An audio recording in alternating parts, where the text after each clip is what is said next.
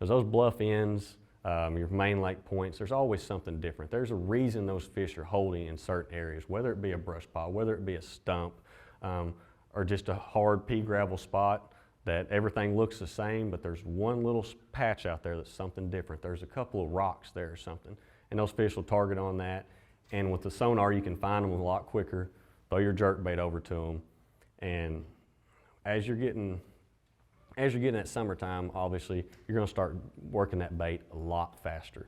I had something the other day that was a lot different. I went up to Grand, and the water was 42 to 45 degrees.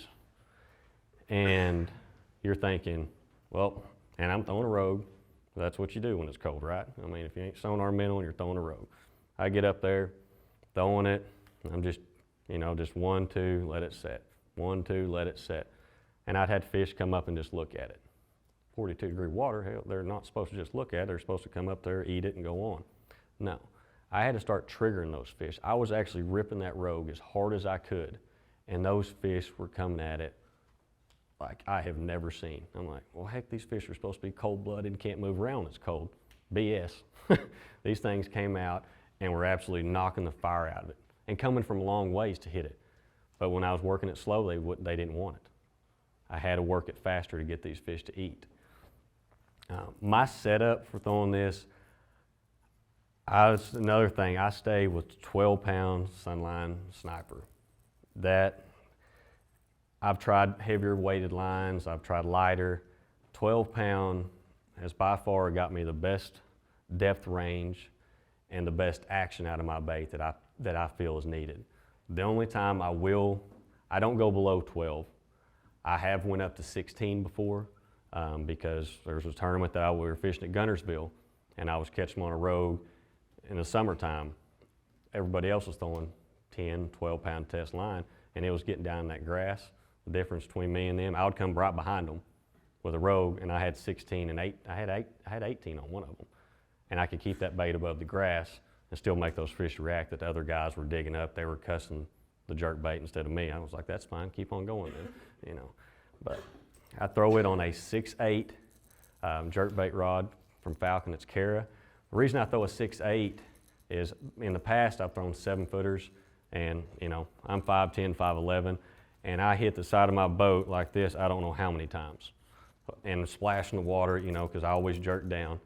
And that 6/8 allows me to keep that rod tip up and have a lot more control with what I'm doing with my bait. The 7 wasn't right for me. You know, someone that's 6'5", maybe a different ball game for them, but the 6/8 jerkbait rod has the right action. It's actually got a little bit more backbone in this rod. Once you get to the tip, it's more of a fast tip, because I want that bait to jump and move. I don't want it to just plug along. I want that thing to jump, and whenever you twitch it, then you know that bait is in control and what's going on with it. Color selection, a lot is going to have to determine on your water clarity. I mean, but I've also seen where a tiger stripe jerkbait up north in ultra clear water is phenomenal. But I'm going to stay with, you know, like your Pro Blue. If you're going to buy one jerkbait to handle you for, you know, if you want to buy 2 jerkbaits, go buy you a Pro Blue color, and then like more of an off-white, something translucent, not as translucent as a Pro Blue, but something, you know, like a, let's see, I probably got one around here. Chrome and blue's good always, but something, well, we got 400,000 hooks in here.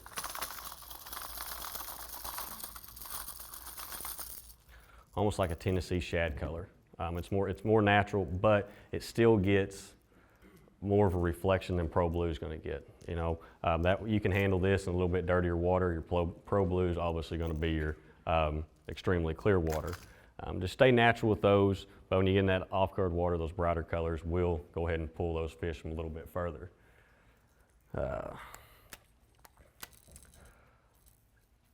Once I've rolled through those 2 techniques, and if they're not producing as well for me, I've always got my Scottsboro Swimbaits. It's something And it also determines where you're at in the country. Down in Texas, which I think would probably, I really like the Scottsboro more when I'm sonaring. Because I don't know what it is about a paddle tail in Texas. It seems like it works really well for me. You know, Oklahoma it does, but I really stay natural with my colors. I say that, but when there is a little bit of different color, you know, you can go this. If I'm on something that's maybe a perch bite, more or less, I actually catch a ton of fish on this, like in ponds. I still fish ponds a lot, guys. Like, probably when I'm home, my big boat goes up and I'm going to a pond somewhere. I learn a lot there. I mean, you can, most of the time those fish are a little bit easier to catch. It gets your confidence level up, but you still have to match the hatch. You know, normally 9 times out of 10, there's probably not shad in a pond. You know, they're gonna be feeding on bluegill, perch, you know, crawdads, and you wanna match the hatch, and something with a flash of yellow and blue is really hard to beat. Whenever I'm rigging this bait, I don't go anything over a 1/2 ounce. I don't like to, I'm not a deep, I don't want to be throwing in 40 foot of water. That's just not me. If there's fish to be caught out there, it's probably not going to be me. That's where taku and fajita and all them come into play, not me. So when I'm throwing that from 1/4, 3/8, and 1/2 are my 3 sizes I throw. And depending on obviously how those fish are reacting, I'm going to throw this on a baitcaster more times than not. Especially for largemouth, I'm going to have it tied on with a baitcaster. I want to be able to hit those fish. You got one open hook on it, and there's not going to be any playing with them. I want to get them in the boat as fast as possible. I throw it on a 7-foot all around from Falcon. It's got some flex to it because you got an open hook, so you're more, instead of really setting into these fish, you're reeling and you're just pulling into them and going ahead and driving that hook on into them.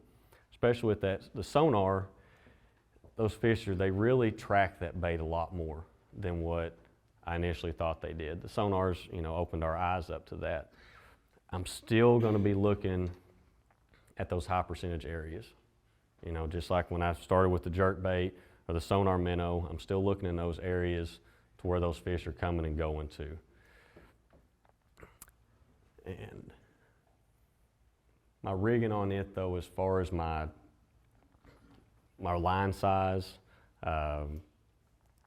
I'm actually going to keep it on my baitcaster in between 10 and 15 pound test. You know, I'm still throwing sniper. The only time I'm going to throw shooter is when I'm actually going to be setting the hook on